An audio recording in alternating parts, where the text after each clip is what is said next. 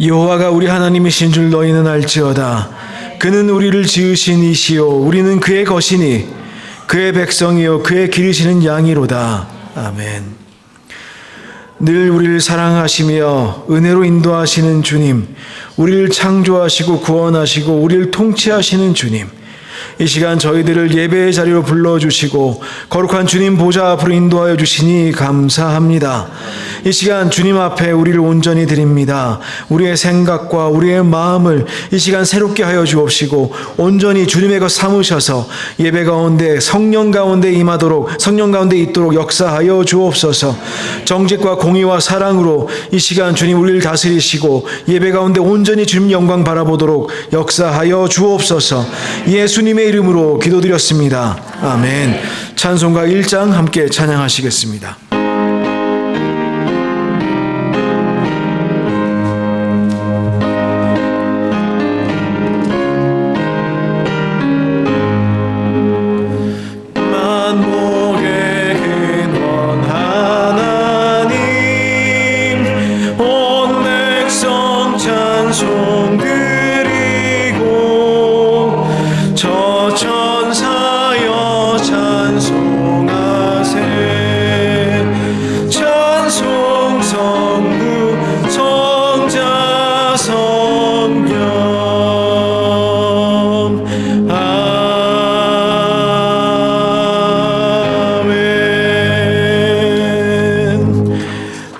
참여 기도 드리시겠습니다.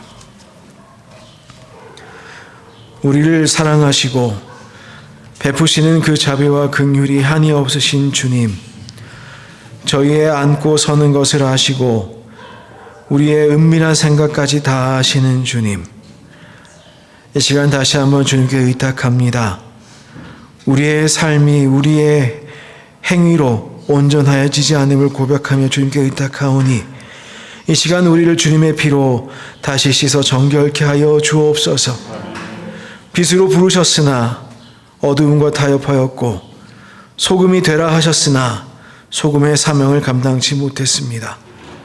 이웃을 내 몸같이 사랑하라 하셨으나 미움과 시기와 질투로 살았으며 이웃의 불행을 보면서도 인색하였습니다.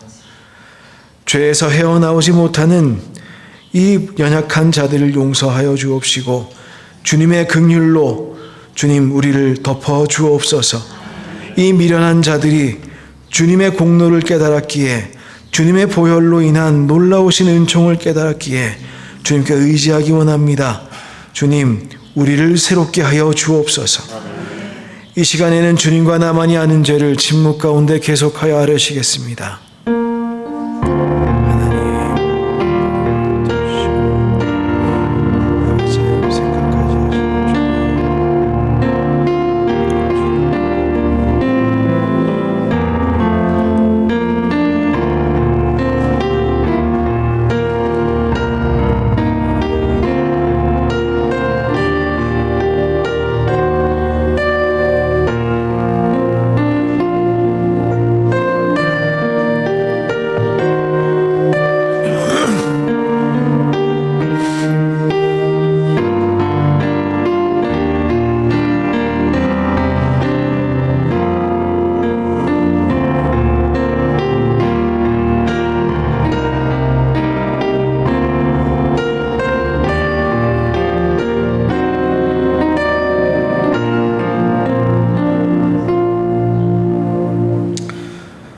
너희의 죄가 주홍 같을지라도 눈과 같이 헤어질 것이요 진홍같이 붉을지라도 양털같이 되리라. 우리를 눈과 같이 희게 하시는 그리스도의 보혈을 찬양합니다. 우리를 살리시는 예수 그리스도의 이름으로 기도드렸습니다. 아멘. 함께 찬송가 36장 찬양하시겠습니다.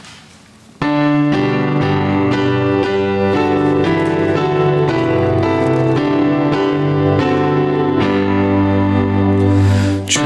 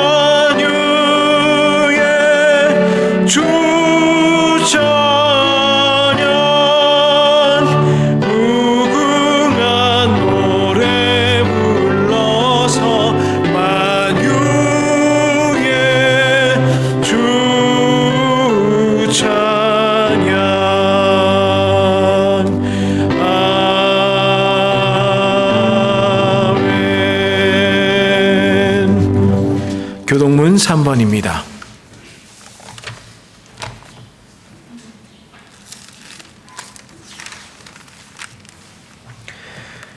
내 의의 하나님이여, 내가 부를 때에 응답하소서. 곤란 중에 나를 너그럽게 하셨사오니 인생들아, 어느 때까지 나의 영광을 바꾸어 욕되게 하며 여호와께서 자기를 위하여 경건한 자를 택하신 줄 너희가 알지어다. 너희는 떨며 범죄하지 말지어다. 자리에 누워 심중에 말하고 잠잠할지어다. 여러 사람의 말이 우리에게 선을 보일 자 누구뇨 하오니 주께서 내 마음에 두신 기쁨은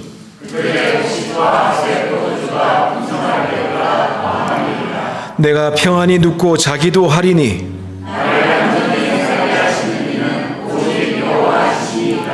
아멘. 함께 사도신경으로 우리의 신앙을 고백하시겠습니다. 전능하사 천지를 만드신 하나님 아버지를 내가 믿사오며 그 외아들 우리 주 예수 그리스도를 믿사오니 이는 성령으로 잉태하사 동정녀 마리아에게 나시고 본디오 빌라도에게 고난을 받으사 십자가에 못 박혀 죽으시고 장사한 지 사흘 만에 죽은 자 가운데서 다시 살아나시며 하늘에 오르사 전능하신 하나님의 편에 앉아 계시다가 저리로서 산자와 죽은 자를 심판하러 오시리라. 성령을 믿사오며 거룩한 공회와 성도가 서로 교통하는 것과 죄를 사하여 주시는 것과 몸이 다시 사는 것과 영원히 사는 것을 믿사옵나이다. 아멘. 모두 자리에 앉으시겠습니다. 찬송가 528장 함께 찬양하시겠습니다.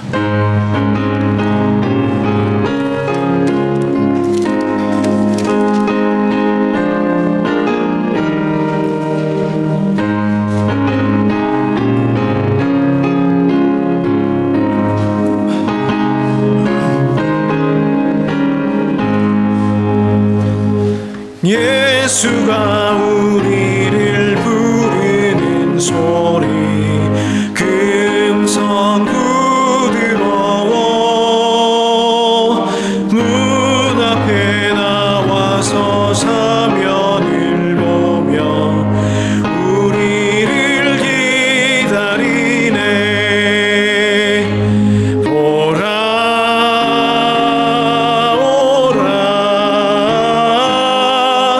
방황치 말고 오라. 죄 있는 자들아 이리 오라. 주 예수 앞에 오라. 간절히 오라고 부르실 때에 우리는 지체 않아. 주님의 은혜를 왜 아니 받고 못 들은 채 하려나. 오라 오라 방황치 말고 오라. 죄 있는 자들아 이리 오라. 주 예수 앞에 오라. 세월이 살같이 빠르게 지나 영원히 끝이 나고 사망의 그늘이 너와 내 앞에 리며 가리우네. 오라 오라 방황치 말고 오라. 죄 있는 자들아 이리 오라. 주 예수 앞에 오라.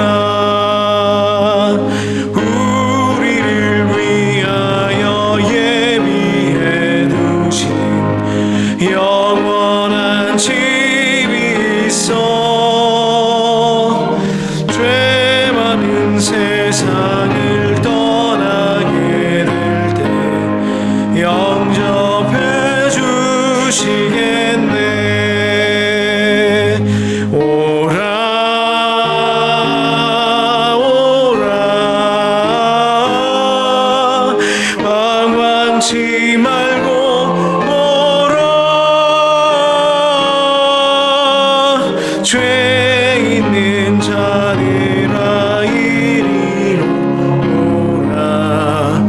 주 예수 앞에 오라. 정성재 집사님 예배를 위하여 기도하여 주시겠습니다.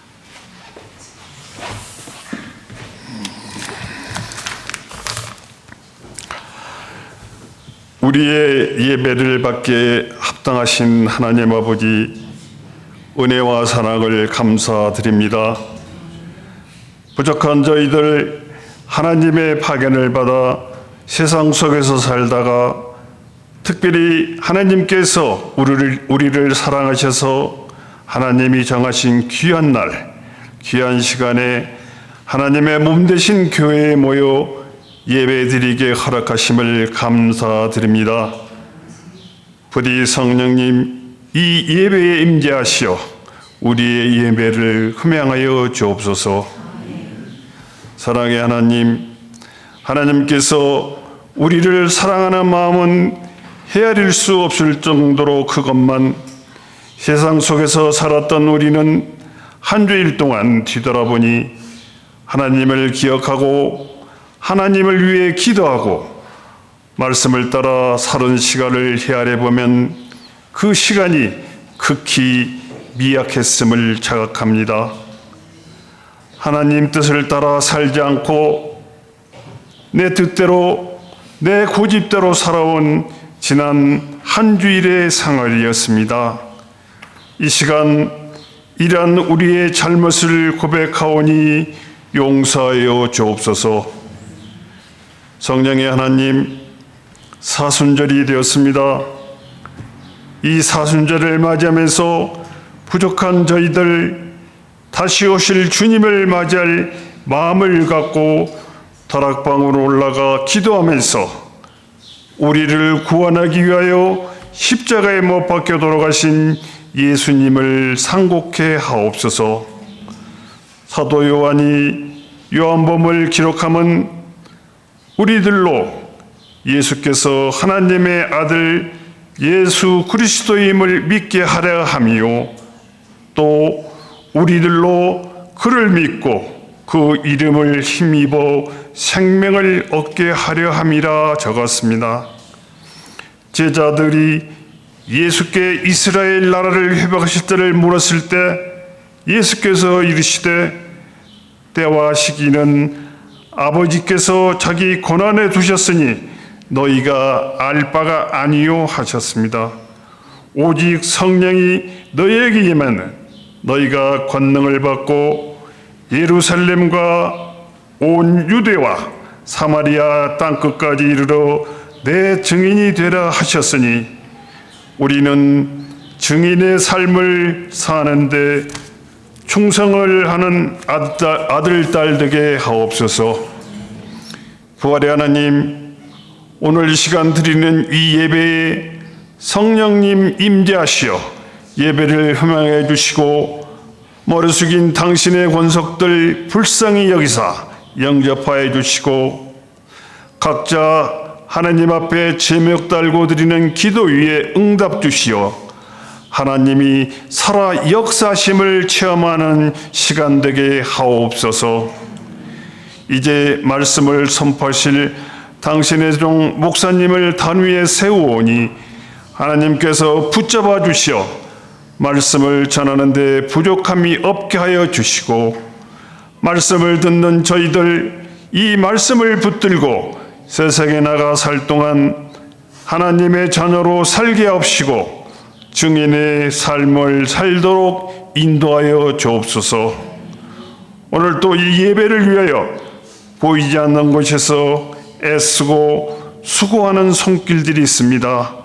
그들까지도 하나님께서 직접 챙기시어 복되게 하시고 그들의 삶이 하나님께 충성되는 삶이 되도록 인도하여 주옵소서.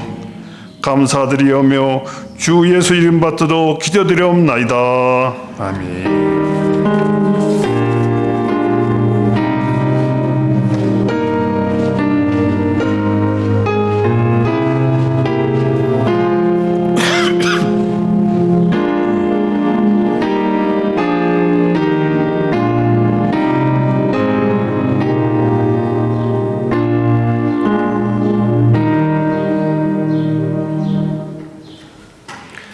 이 시간에는 저희들 목마른 사슴 함께 찬양하면서 주님 앞에 예물 드리도록 하시겠습니다.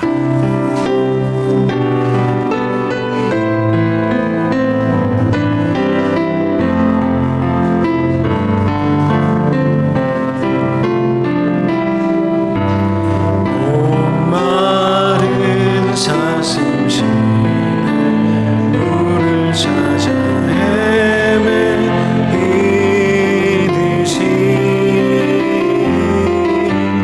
내 영혼 주를 찾기에 갈급하나이다.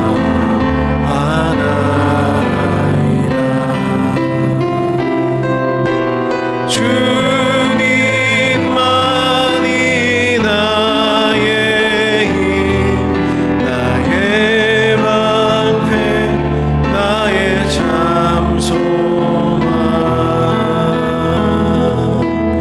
나의 몸 정성 다 바쳐서 주님 경배합니다.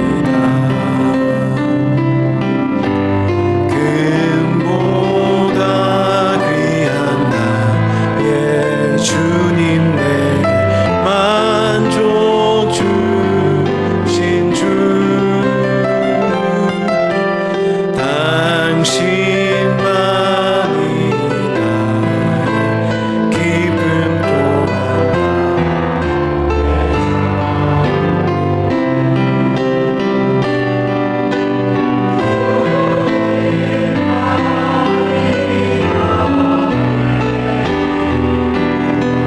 나의 방패, 나의 참 소망, 나의 몸 정성 다 바쳐서 주님 경배합니다.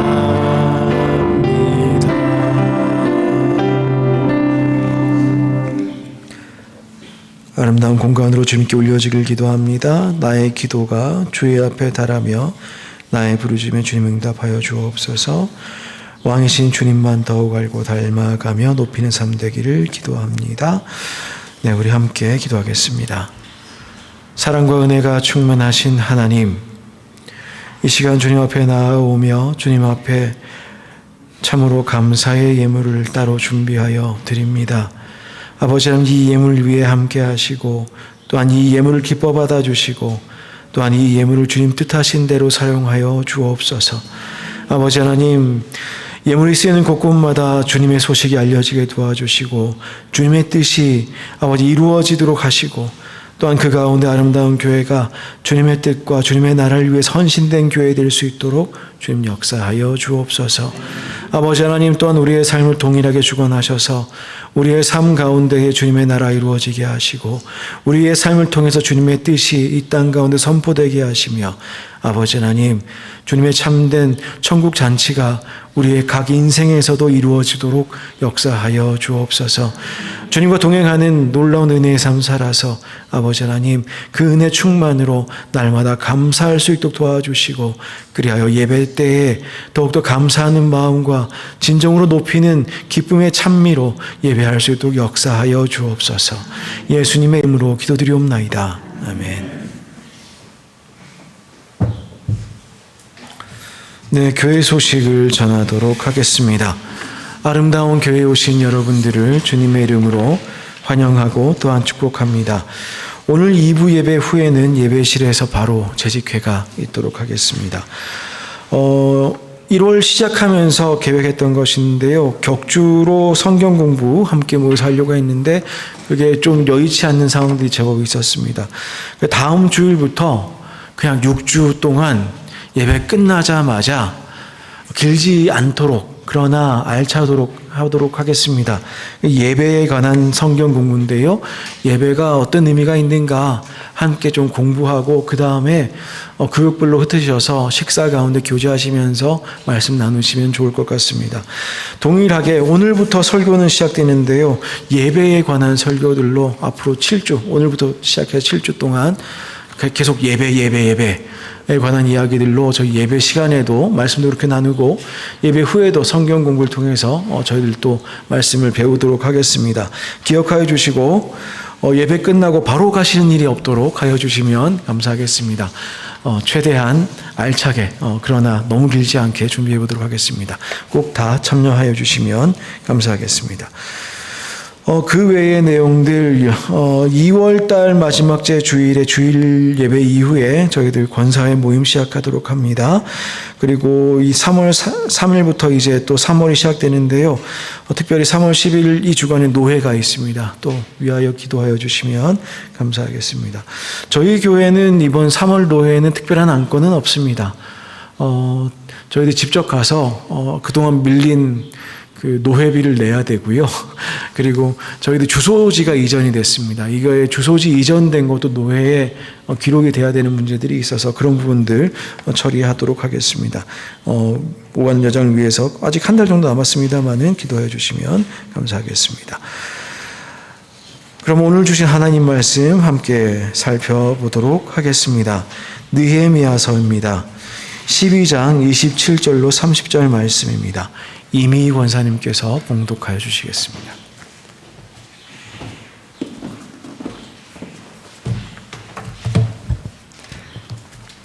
다 찾으신 줄 알고 말씀 봉독하겠습니다. 예루살렘 성벽을 봉헌하게 되니 각 처에서 레위 사람들을 찾아 예루살렘으로 데려다가 감사하며 노래하며 재금을 치며 비파와 수금을 타며 절거의 봉헌식을 행하려 하며 이에 노래하는 자들이 예루살렘 사방들과 느도바 사람의 마을에서 모여들고 또 백길갈과 게바와 아스마웨틀에서 모여들었으니 이 노래하는 자들은 자기들을 위하여 예루살렘의 사방의 마을들을 이루었습니다. 제사장들과 레위 사람들이 몸을 정결하게 하고 또 백성과 성문과 성벽을 정결하게 하니라. 아멘.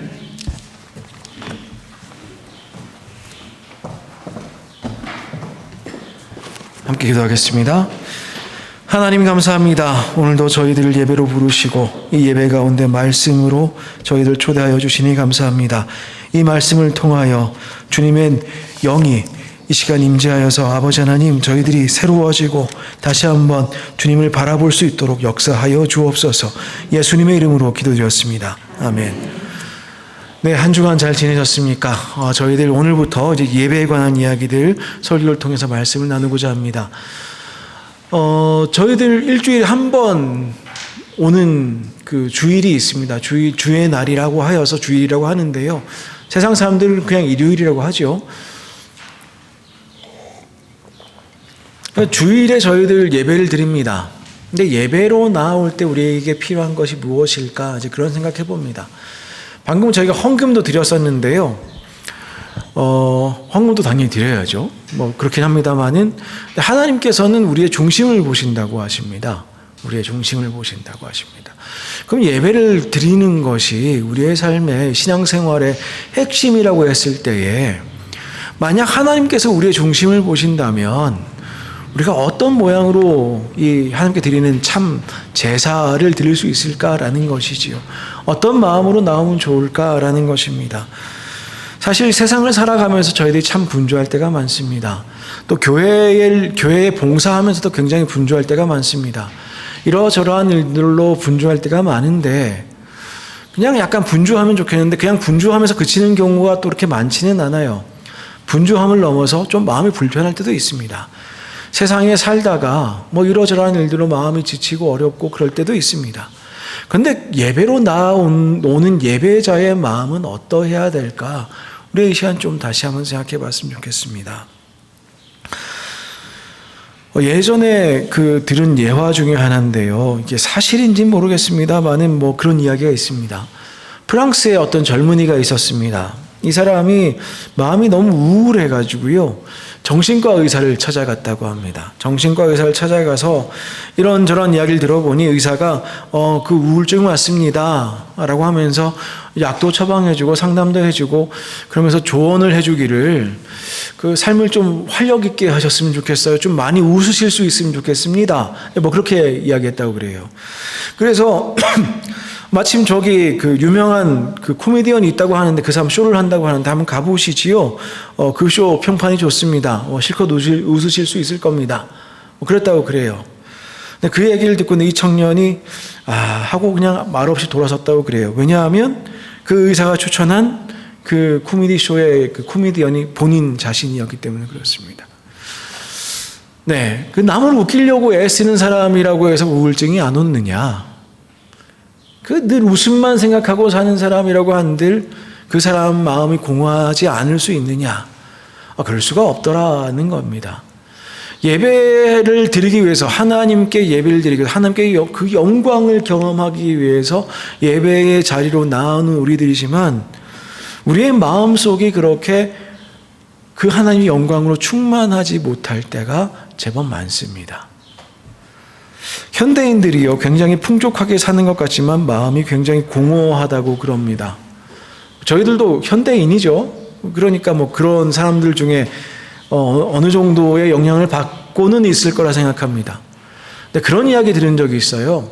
만약 우리가 냉장고에 당장 오늘 먹을 게 있고, 혹은 돈이 있어서 사 먹을 수가 있고, 그리고 집이 있어서 지붕이 있어가지고 잠잘 때 아무 피해가 큰 두려움 없이 잘 수 있다 그러면 세계 인구에서 상위 20% 안에 든다고 그럽니다. 지금 먹을 게 있고 잘 데가 있으면요. 거기에다가 무슨 운행 수단이 있고 돌아다닐 수 있고 건강하게 돌아다닐 수 있고 그러면 거의 한 10% 안에 든다고 그래요. 근데 이 통계가 저는 그렇게 정확한지는 모르겠습니다. 미국 인구만 따져도 그보다 많을 것 같아서요. 근데 그럼에도 불구하고 이러한 이야기들이 나오는 이면에는 우리가 가지고 있는 어떤 마음에 큰 문제가 있는 것 같아요. 마음이 공허합니다. 분명히 걱정할 문제가 없어야 되는데 걱정이 많습니다.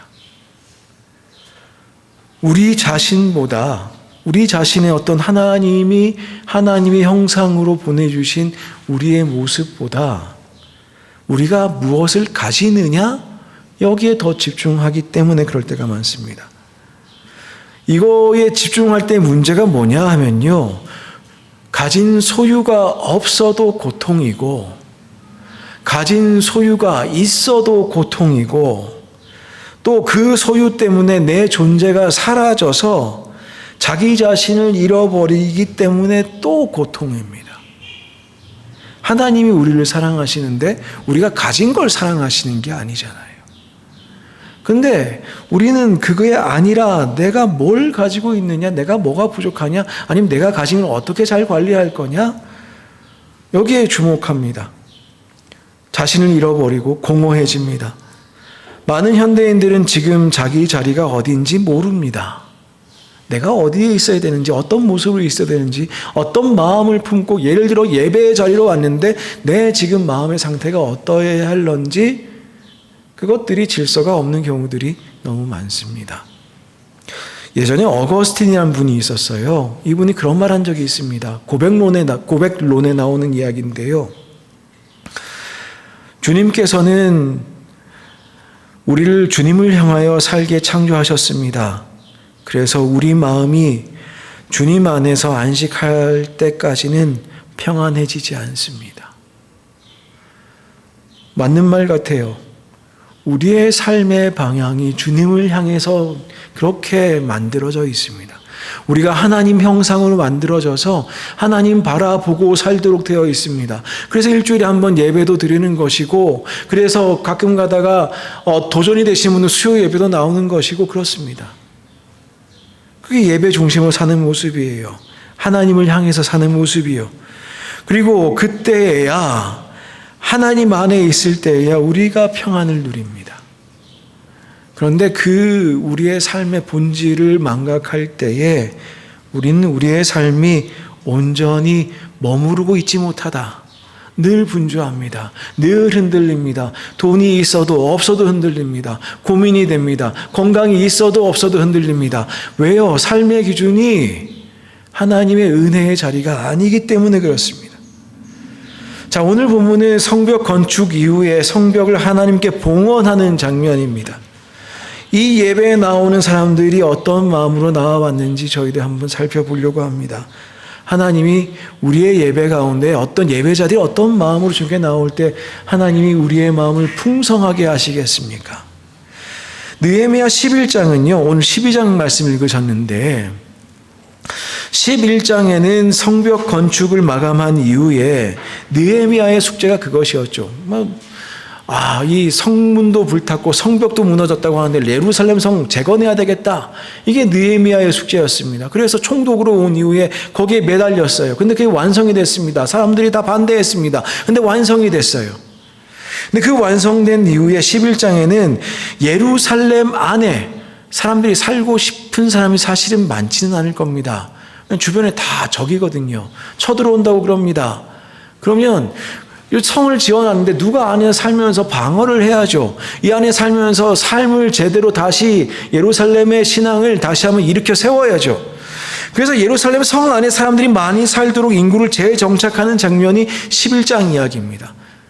성벽을 지었지만 이것이 이어지게 하기 위한 모습이죠. 근데 그때에 어떤 일이 벌어지느냐 하면 느헤미야 12장에 넘어와서 1절로 26절까지 저희가 오늘 27절부터 읽었는데요. 그때까지 이야기들을 제사장들과 레위인들의 계보를 적어놨단 말이에요. 그럼 왜 적어놨겠습니까? 예루살렘 성을 지었어요. 그럼 전사들의 이름을 적어놓든지 다윗 왕에게는 5명의 거인 같은 장수들이 있었다면서요. 그런 걸 좀 적어 놓든지. 용맹한 자들이 누가 있었다든지. 그게 아닙니다. 레위인, 제사장, 이들의 가문을 조사해서 새로 세워진 그 성벽 안에 살도록 했다는 이야기지요.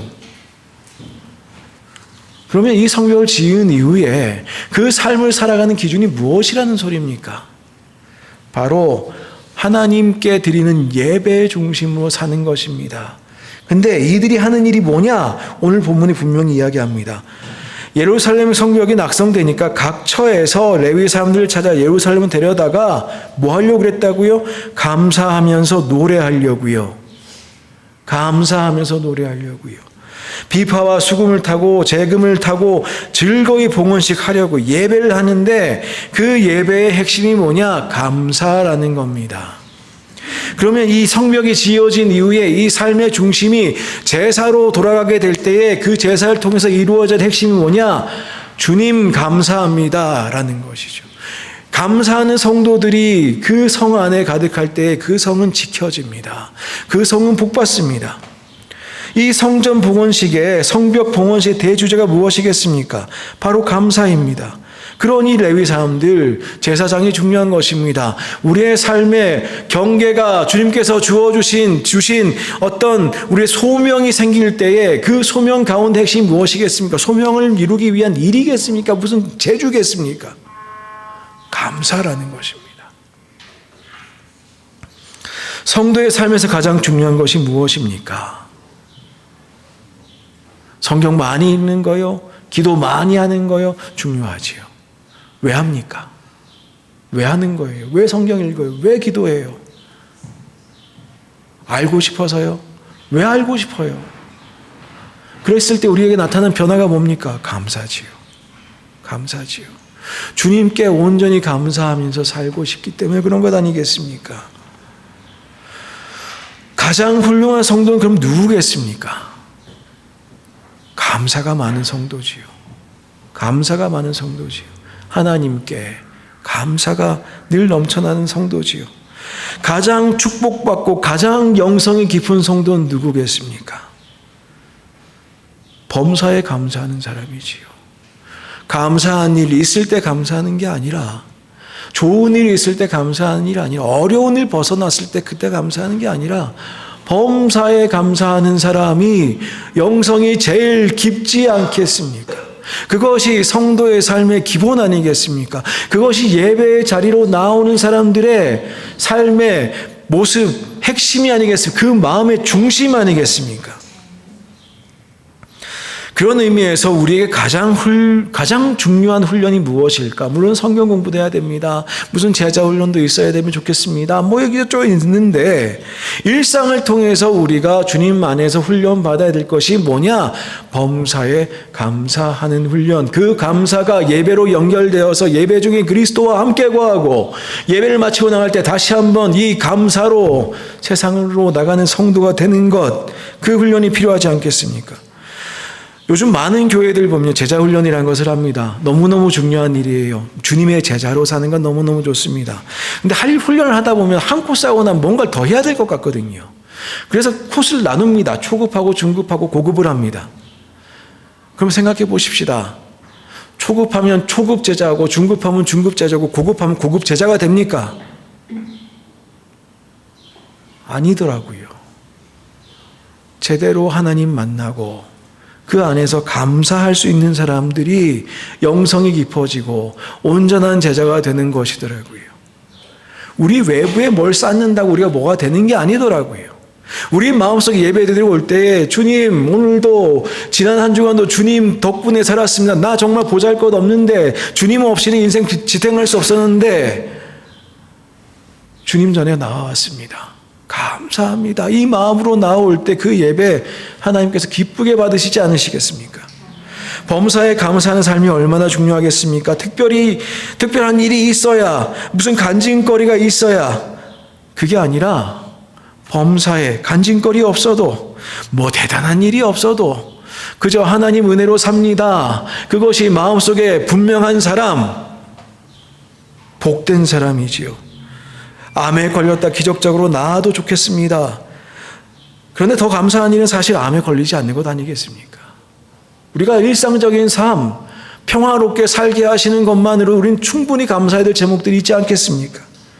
우리의 힘든 상황을 극복해 주신 하나님께 감사하는 것도 중요하지만 그런 힘든 상황이 오기 전에도 우리의 일상생활이 평화로울 때에 그저 하나님께 감사하는 삶 사는 것이 얼마나 훌륭한 신앙이겠습니까? 어떤 성도께서 그 R.A. 토레이라는 목사님이 계신데 그분께 찾아와서 말씀했다고 그래요. 목사님, 어떻게 예수님을 바로 믿을 수 있을까? 좀 잘 믿고 싶습니다. 잘 믿고 싶은 마음이 있는데 요즘 제 마음이 냉랭하고 무슨 좋은 설교자가 있다고 해서 설교를 들어도 은혜가 되지가 않고 제 마음이 그런데 어떻게 하면 좋겠습니까? 그때 토레이 목사님께 그렇게 말씀하셨다고 그래요. 자매님, 이제 기도할 때에 하나님을 더 알게 해달라고 기도하시되 자기 자신도 제대로 알게 해달라고 추가해서 기도해 보십시오. 나를 제대로 보게 해달라고 기도해 보십시오. 라고 했답니다. 그게 뭐 대단할까 싶어서 그렇게 기도했다고 그래요. 자매님께서 그렇게 기도했다고 합니다. 근데 목사님 말씀대로 기도하기 시작하자 자신의 부끄럽고 추한 모습들이 보이기 시작했습니다. 정말 어디 한 군데도 상한 데가 별로 없는 것 같은 그 모습을 보게 됐습니다. 부부관계에서 남편만 탓만 하던 자신이 부끄러워지고 아이들 앞에서도 할 말이 없는 자신을 발견했습니다. 여러 부족한 모습에도 다시 한번 깨달은 것이 무엇이냐 하면 이러저러한 시련이 있어도 사실 이제 보니 이러한 나의 죄와 나의 허물과 나의 연약함에 비하면 내가 경험하는 시련은 그닥 시련도 아니구나. 사실 하나님께서 더 큰 시련 주셨어야 마땅한데 그닥 큰 시련도 아니구나. 그러면서 범사에 감사하는 신앙을 회복했다고 합니다. 물론 사람마다 다릅니다. 사람마다 반응하는 방법도 다릅니다. 그런데 우리는 우리 자신을 분명히 알아야 됩니다. 누구를 원망할 것도 없고 내 안에 내가 감사가 없는 것을 누구를 판단하거나 누구에게 탓을 돌릴 것도 아닙니다. 오직 주님 앞에 우리가 제대로 섰을 때에 나의 연약함을, 나의 부족함을 은혜로 덮으시는 그리스도를 만날 때에 오히려 우리는 주님 앞에 낮아지고 우리의 감사는 더욱더 커집니다. 원망과 불평이 사라지고 판단도 사라지고 범사에 주님과 동행하며 주님께 감사하는 삶을 살 수 있을 것입니다. 그런데 이렇게 감사하는 삶을 감사하는 마음이 예배에 너무나 중요한데요. 그런데 오늘 본문 30절 말씀 보시면 그것을 더하도록 합니다. 30절에 보시면 제사장들과 레위 사람들이 몸을 정결하게 하고 또 백성과 성문과 성을 정결하게 했다. 성벽 봉헌식을 하면서 몸을 정결하게 하고 또한 백성과 성문과 성까지 정결하는 예식을 했다는 소리입니다. 봉헌식 하기 전에요. 당시 제사장들이 스스로를 정결케 하는 것은 여러 가지 방법이 있는데요. 물론 성경에 나와 있는 방법도 있지만 문화적으로 그 다음에 금식을 하거나 아니면 성적인 어떤 절제를 하거나 어떤 성적인 행위를 하지 않는 그런 일들을 하거나 아니면 속죄제를 드려서 죄를 씻으려고 해보거나 뭐 그런 일들이 있습니다. 뿐만 아니라 백성들을 정결하게 하는 방법으로는 옷을 빠는 방법도 있고 또 목욕을 하는 일도 있고 또 제사장들이 물을 뿌려주는 일들도 있었다고 그럽니다. 성경에 있는 것도 있고 성경에 없는 것도 있어요. 그런데 물론 이런 일들은 제사장들과 백성들이 다 했던 것이고 뿐만 아니라 성문과 성을 정결하게 했을 때는 무슨 제단을 정결하게 하듯이 우슬초로 희생 제물의 피를 뿌리는 방법으로 아마 했을 것입니다. 이런 방식으로 주님께 봉헌했을 것이란 말이에요. 우리가 주님께 복을 받기 위해서 예배의 자리로 나오면서 감사하면서 주님밖에 없습니다 하는 마음으로 나와왔을 때에 우리가 그 감사를 온전한 감사로 남기기 위해서 해야 될 일이 있습니다. 다른 것들 좀 정결하게 하는 것이에요. 우리를 깨끗한 그릇으로 만드는 것입니다. 더러운 그릇에 아무리 우리의 힘으로 씻어도 되지는 않습니다만은 그래도 다른 어떤 더러운 것들, 우리의 욕심들 버리려고 애를 써야 되지 않겠습니까? 무엇보다 욕심을 버려야 됩니다. 욕심이 잉태한 즉 죄를 낳는다고 했습니다. 죄의 뿌리를 찾다 보면 그 죄의 근원에 욕심이 있는 것을 봅니다. 내가 왜 이럴까? 내가 왜 이 문제에 이렇게 집착할까? 왜 이 문제에 이렇게 죄를 짓고 살까? 왜 여기에 내가 연약할까? 가만 보면 따라가다 보면 결국 내 욕심과 마주하게 돼요. 주님께 예배하러 나오는데 감사함으로 나옵니다. 근데 여전히 욕심이 가득합니다. 여전히 욕심이 가득합니다. 죄의 근원에 욕심이 있는 것을 보면서도 그 욕심 버리지를 못해요. 사람이 왜 시험에 듭니까? 욕심 때문에 그럴 때가 많지요. 왜 사람이 믿음에 회의가 생깁니까? 욕심 때문에 그럴 때가 많지요. 믿음 말고 딴 게 좀 됐으면 좋겠는데 안 되니까요. 뭐 좀 내 마음대로 뭐가 됐으면 좋겠는데 예수님 믿어도 안 되는구나. 욕심이 있으니까요. 왜 성도가 불평하고 원망하게 됩니까? 냉정하게 좀 이야기해 보십시다. 내 안에 뭔가 욕심이 있을 때가 많습니다. 마음이 삐뚤어질 때도 그렇고요. 부정적일 때도 그렇고요. 감사하는 마음과 정결한 마음으로 예배의 자리로 나와야 될 텐데 이게 버려지지가 않아요. 버려지지가 않습니다. 그런데 예배로 나아오실 때에 최대한 주님 앞에 순전한 마음으로 오셨으면 좋겠습니다. 거룩한 마음, 어떤 마음이냐? 바로 이런 순수한 마음입니다. 욕심 없는 마음입니다. 예전에 어떤 수도사가 산에서 내려왔습니다. 한참을 기도하다가 산에서 내려왔다고 그래요. 얼굴에서 광채가 막 납니다. 뭔가 깨달음이 큰 것 같습니다. 뭔가 많이 얻은 것 같아요. 사람들이 다 모여서 묻습니다. 아니 선생님 이번에 산에서 뭘 그렇게 얻으셨길래 이렇게 얼굴이 빛이 납니까? 이렇게 좋아 보이십니다. 수도사가 말했습니다. 얻은 것은 하나도 없고 다 잃었습니다. 욕심도 절망도 분노와 비난도 탐욕과 정욕도 잃었고 시기와 질투도 잃었습니다. 왜 감사하지 못할까요? 왜 우리의 마음이 주님 앞에 정결하지 못할까요? 요새 사람들은 많이 가져도 만족하지 못합니다. 은혜와 축복도 더 생기고 더 가지고 더 얻어야 받는 것이라 생각합니다. 축복의 기준도 바뀌어야겠습니다. 늘 부족하다고 생각합니다. 근데 진짜 축복은요, 우리에게 그 축복이 언제 우리가 내가 좀 복받은 삶을 알 수 있냐면 우리의 상황과 우리의 처지와 우리가 가진 무엇에 연연하는 것이 아니라 어려워도 힘들 때에도 주님께 나와서 감사하고 기뻐하고 만족할 수 있을 때 내가 정말 복된 인생 살아가는구나. 그리스도인들은 깨닫지 않습니까? 사도 바울은 예수님을 만난 이후에 자기가 가진 화려한 것들 무슨 학벌이니 뭐니 다 배설물로 여겼다고 그럽니다. 화장실을 나오면 시원해야죠. 배설물 버려야 시원하지요. 시원하지 않게 교회에 오지 않으셨으면 좋겠어요. 좀 시원하게 오십시오. 다른 욕심, 배설물 있으면 좀 다 최선을 다해 좀 버려보십시다. 그때 예배에 주님께만 집중하고 주님께만 나아가서 감사하는 마음 온전히 드릴 수 있지 않겠습니까? 감사한데 욕심이 이렇게 따라갑니다. 근데 주님 이것 좀 해주셨으면 좋겠는데 주님 이번에 이거. 한 번쯤은 인생을 살면서 한 달쯤은 아니면 1년쯤은 온전한 감사로 예배 좀 드려 봐야 되지 않겠습니까? 온전한 감사로요. 내 삶에 무엇이 이루어져서 감사가 아니라 그냥 주님 한 분만으로 만족합니다 라고 하는 순전한 그 감사 말입니다. 한국에 가면 다운 증후군인 사람들 거리에 잘 안 보이지요. 학교에 가도 잘 없지요. 어쩌다가 있습니다. 교회 가면 아예 안 보입니다. 그런데요, 전 멕시코에 와서 멕시코 교회를 처음에 한 반년 정도 다녔었습니다. 거의 1년 가까이 다녔죠. 그때 다니면서 보니까 몸이 불편한 사람 정말 많이 와요. 다운 증후군인 가정도 한 2가정이 있었습니다. 애들이 많이 아파 보여요. 많이 아파 보이는데 그 가족은 그렇게 행복합니다. 옆에 여동생인데 그렇게 오빠가 끌어안고 놔주질 못해요. 둘이 그렇게 행복합니다. 그렇게 예배를 드려요. 집중력은 좀 떨어집니다. 근데 찬양하고요, 말씀 듣고요, 말씀도 읽고요, 그 가족 안에 기쁨이 충만합니다. 정말 순수하게 하나님을 만나러 이 가정에 온 것을 보았습니다. 예전에 아메리칸 인디언들은요, 다운 증후군 아이가 태어나면 거룩하다고 생각했다고 그럽니다.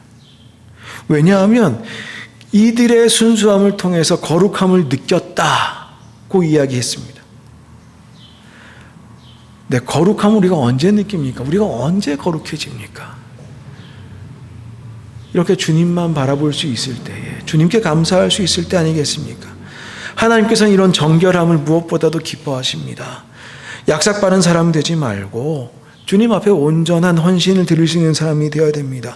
세상에서 성공 좀 못해도 항상 남한테 좀 당하는 것 같이 살아도 하나님 안에서 성공적이고 행복한 인생 살아야 되지 않겠습니까?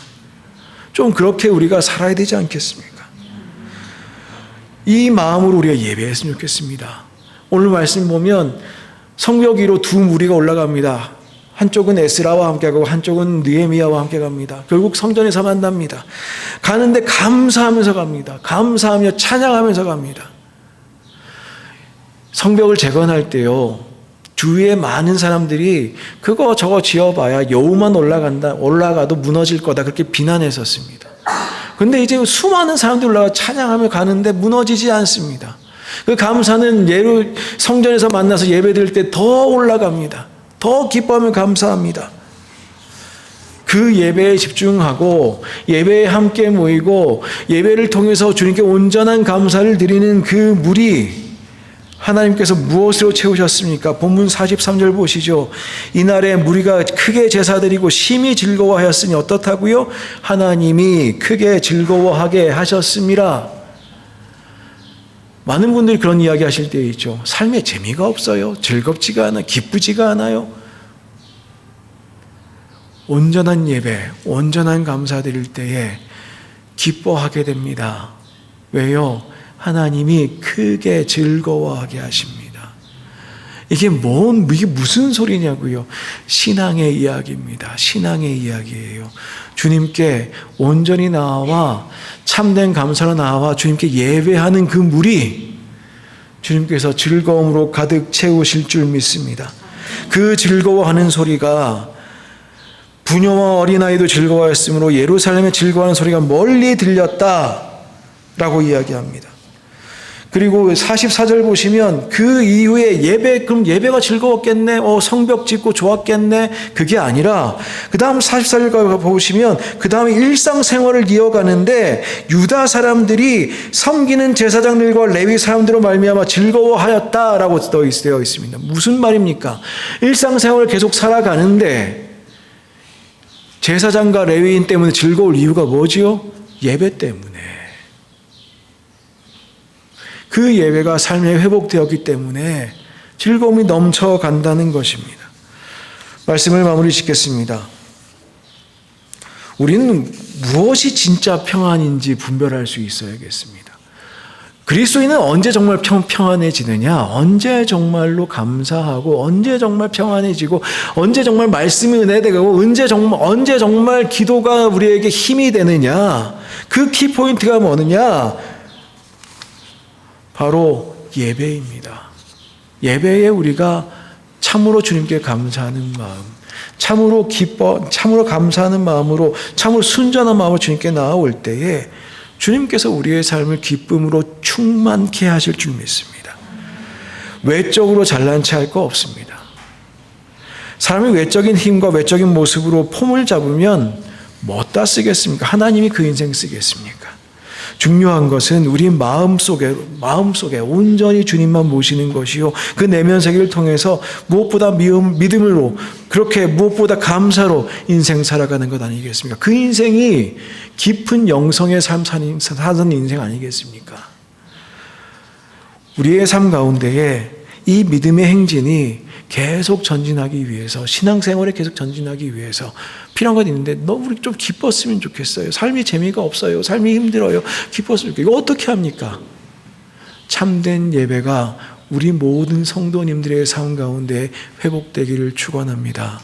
이를 통해서 우리 모든 성도들의 삶이 예배 중심적이 되고, 예배를 통해서 우리의 삶이 기쁨으로 충만한, 하나님께서 기뻐하시는, 기쁘게 하시는 그런 인생 되기를 소원합니다. 기도하겠습니다.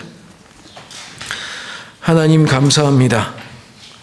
세상적인 욕심은 버려도 예배는 양보하지 않도록 도와주십시오. 예배로 나올 때마다 주님께 감사하고 그의 나라와 그의 일을 먼저 구하려 하였으고, 살면서 겪을 수 있는 사소한 일들 때문에 믿음의 행진이 후퇴하지 않도록 주님, 예배 가운데 은혜로 충만케 하여 주옵소서. 그리하여 기쁜 인생 살아가게 도와주시고 온전히 주님께 헌신된 인생 살아갈 수 있도록 주님 역사하여 주옵소서. 예수님의 이름으로 기도드렸습니다. 아멘. 모두 자리에서 일어나셔서 찬송가 461장 1절 함께 찬양하시겠습니다.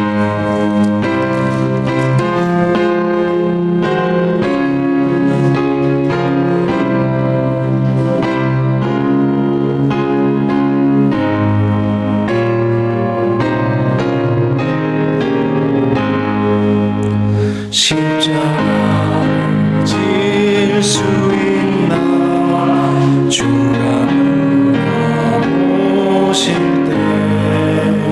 주기까지 따르고 선모 대답하였다. 우리의 심령 주의 주님의 형상 만드소서. 주 인도 따라 살아갈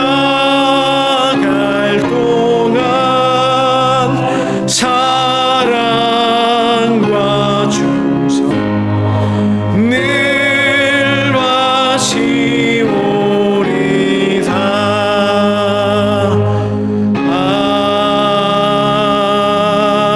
아멘. 파송의 말씀드립니다. 구약 시절에는 이렇게 기뻐하고 즐거워하면서도 하나님의 이름 제대로 부를 수 없었지요. 그래서 사람들이 문자로만 적고 함부로 부르지도 못했습니다. 그런데 이제는 이야기합니다. 누구든지 주의 이름을 부르는 자는 구원을 얻으리라. 예수님이 주님이란 뜻이 무엇입니까? 우리가 이름을 부를 수 없었던 그 하나님, 우리가 일상 속에서 헛되이 부를 수 없던 그 이름 마음껏 부를 수 있게 된 것이 예수 그리스도의 은혜 또 아니겠습니까? 바로 예배입니다. 주님을 끝없이 높이고 주님께 끝없이 감사하시고, 이번 한 주간 그렇게 우리가 살아가게 될 때에 주님께서, 우리를 구원하신 그리스도께서, 우리를 사랑하신 성령님께서 우리의 삶을 참된 기쁨과 평안으로 충만히 채우실 줄 믿습니다. 이제는 우리 주 예수 그리스도의 은혜와 하나님 아버지의 극진하신 사랑과 성령님의 친밀하신 교제가 이전을 나서며 온전한 감사로, 순전한 감사로, 정결한 마음으로 그렇게 주님께 예배의 삶, 주님께 예배하는 예배의 삶 살아가기로 다짐한 모든 성도들 위해, 그들의 가정과 일터와 자녀들 위해, 또한 이 땅 멕시코 위에 이제부터 영원까지 함께 계시옵기를 간절히 축원하옵나이다. 아멘.